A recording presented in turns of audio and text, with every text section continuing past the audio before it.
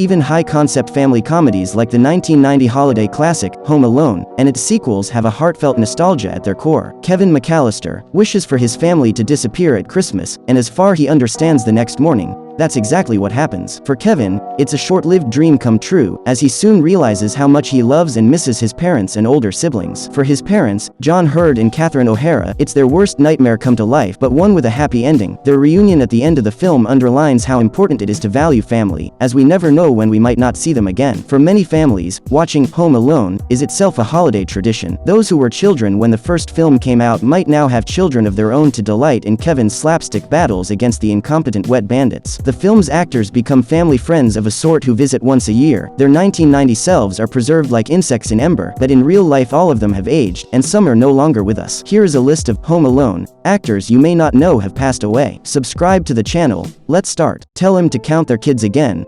The officer sent to do a wellness check on Kevin says in a thick Chicago accent in the first Home Alone. That officer is played by Clarke Devereux. His one-scene role is notable not just for how seemingly unconcerned he is that a child has gone missing, but also for the fact that he doesn't announce himself as a police officer, which would have probably allayed Kevin's fears about answering the door, thereby ending the film about an hour earlier. Devereux makes a brief appearance as an NYPD detective in Home Alone 2 Inches as well. In fact, his film career was mostly limited to the films made by his son-in-law Chris Columbus, including Adventures in Babysitting, Only the Lonely, and Rent. A Chicago native, Devereux fought in the Korean War and raised his family in the Oak Park and River Forest suburbs. In Columbus's films he was a welcome bit of local color, and his tough guy roles were in direct contrast to the dedicated father and community leader he was in real life. Devereux died of cancer in November 2021. Marian Seldes appears in 1997's Home Alone 3 Inches as Mrs. Hess, the grumpy neighbor of our new hero Alex D. Linz, who, just like old man Marley and the pigeon lady before her, seems scary at first but concludes the movie as a new friend. Mrs. Hess kicks the film's needlessly complicated plot into motion by picking up the wrong shopping bag at the San Francisco airport. Instead of a loaf of sourdough bread,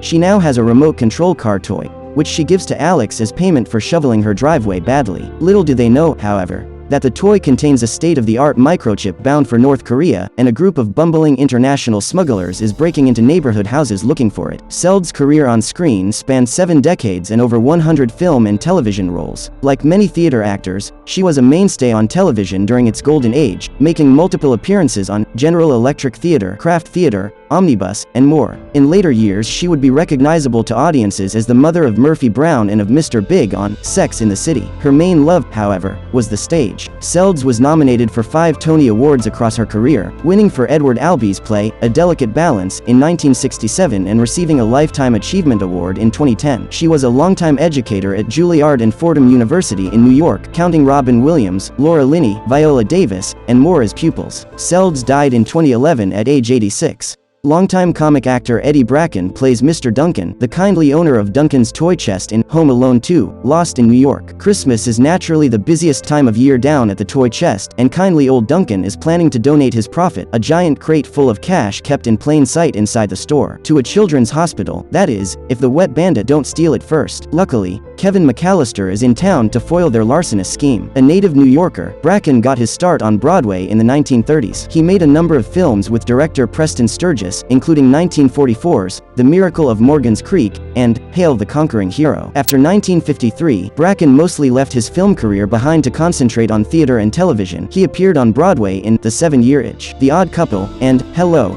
Dolly, and guest starred on shows like Rawhide and The New Dick Van Dyke Show. In 1983 he was cast in National Lampoon's Vacation as Roy Wally, the Disney-esque owner of Wally World. After that film's success he found a new audience in film, appearing in Rookie of the Year and Baby's Day Out. In 2002, Bracken died due to complications from a recent surgery. If you happen to be an elementary school student in 1990 or 1991, there is a solid chance that you or someone you know curled their lip and grunted, "Keep the change, ya filthy animal," in response to something or other, or perhaps for no reason at all. One of the most well-remembered quotes from Home Alone comes from character actor Ralph Foody as Johnny, the gangster glimpsed in the 1930s B-movie parody, Angels with Filthy Souls, which apparently a lot of people, including Seth Rogen, thought was a real film. Foody and his trigger-happy alter ego appeared in Home Alone 2, Lost in New York, as well, when Kevin watches the sequel, Angels with Even Filthier Souls. The tough-talking Chicago actor was a natural at playing both cops and crooks, appearing in The Blues Brothers as a police dispatcher and the short-lived 1985 police drama, Lady Blue, opposite Jamie Rose and Danny Aiello. He also worked with Home Alone writer John Hughes in the 1991 dramedy, Curly Sue. After Home Alone 2, Foody retired with his wife Jan to Lexington, Kentucky. He died from cancer in 1999.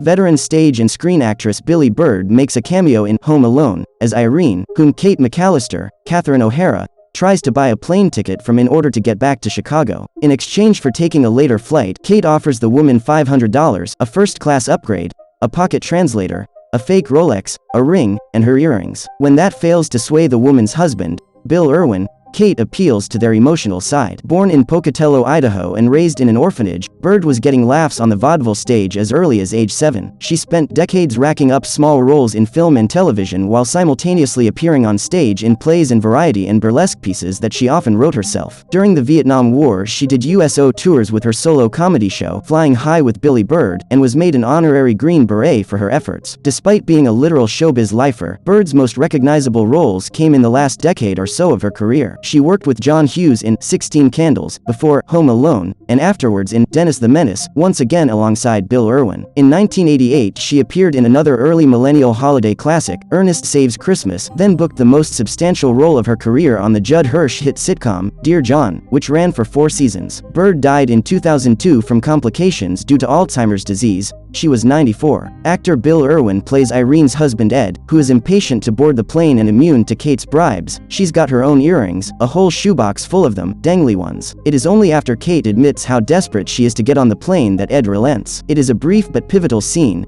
as it allows O'Hara, Bird, and Erwin to play both the comedy and drama of the situation. Born in Texas, Erwin served in World War II and made a brief appearance as a soldier in the 1941 Phil Silvers, Jimmy Durante comedy, You're in the Army Now. After attending the University of Texas, Erwin made the move to Hollywood and began appearing in roles on television and the stage, including Wagon Train, The Danny Thomas Show, and I Love Lucy. Like his on-screen wife Billie Bird, Erwin's most recognizable roles came later in life. In 1980, he starred alongside Christopher Reeve and Jane Seymour in the time travel romance, Somewhere in Time, and was a frequent guest at annual celebrations of the film hosted at the Mackinac Island Hotel where it was filmed. On stage he wrote and performed in the solo show, Twisted Twain, where he played Mark Twain's long-lost 160-year-old brother. A guest appearance on Seinfeld in 1992 earned him an Emmy nomination, and he booked appearances on The Drew Carey Show, Monk, and My Name is Earl in the years before his death. Erwin was also a published cartoonist and maintained a longtime friendship with sci-fi author Ray Bradbury. He died in December 2010 at age 96. Old Man Marley, played by Roberts Blossom, begins Home Alone as the stuff of Kevin's nightmares, a boogeyman who,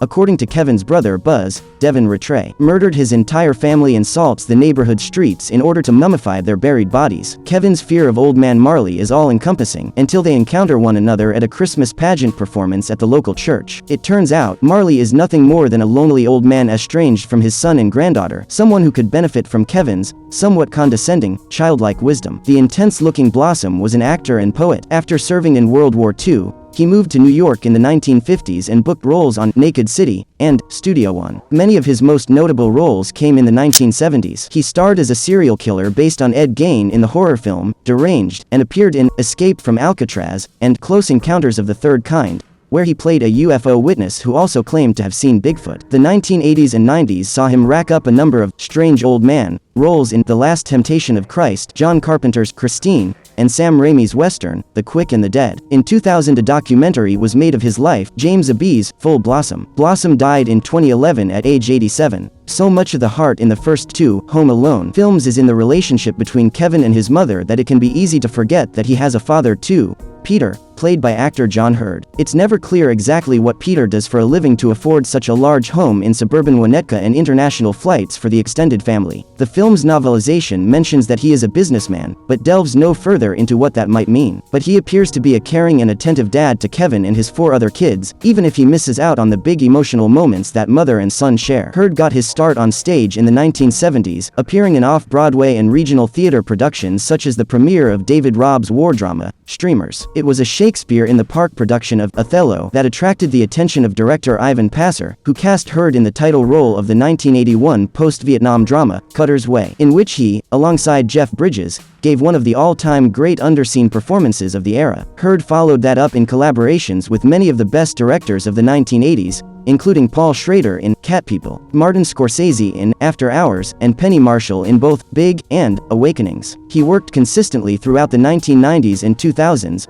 often in smaller, less heralded roles. His best remembered role from this era was as Vin Makazian, the New Jersey detective on Tony Soprano's payroll on season 1 of The Sopranos. Heard died of cardiac arrest in 2017 at age 71. Comedy legend, and Catherine O'Hara's former SCTV co-star. John Candy played the part of Gus Polinsky, Polka King of the Midwest, as a favor to his friend John Hughes, with whom he had made 2 recent hits, Planes, Trains, and Automobiles, and Uncle Buck. The story goes that Hughes offered Candy a cut of the film's profits, but Candy refused, both out of generosity and the reasonable belief that the film would flop. Instead, he was paid just a little over $400 for a day's work, while the film went on to gross hundreds of millions of dollars. Candy got his start on stage at the Second City Toronto at age 19, and was a featured player alongside O'Hara on the sketch show SCTV from 1976 to 1983. During that time, he made a name for himself with scene-stealing supporting turns in Steven Spielberg's war comedy, 1941, The Blues Brothers, and the animated sci-fi anthology, Heavy Metal. Though a gifted comedian and improviser, he and O'Hara mostly ad-libbed their scenes in Home Alone. He began to expand into more dramatic work in the early 1990s. He reunited with Hughes and Chris Columbus for the romance, Only the Lonely, and took a heavy turn in Oliver Stone's JFK, though he still appeared in family comedies like Cool Runnings and Rookie of the Year. Candy died in 1994 at age 43 in Mexico while filming the Western comedy, Wagons East. We will remember them as childhood actors, those who give us joy every year. This video has come to an end. Subscribe to the channel, put likes, bye everyone.